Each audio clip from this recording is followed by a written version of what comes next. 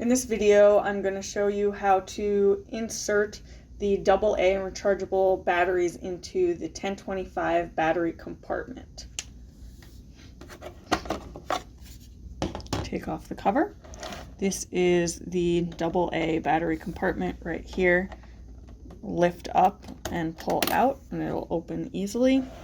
On the side of the compartment here, you can see there's little batteries and they indicate which way the battery should be inserted. So from bottom to top, minus facing out, plus, minus, plus.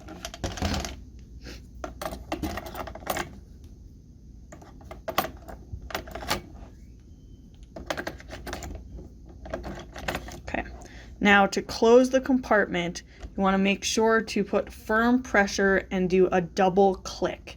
The first time that it clicks into place, it might seem like it's closed, but there's a little gap here and it won't, the contacts won't completely be touching, and so the machine won't work properly. It might not work at all. So you really need to click it 2 times into place. Show that one more time.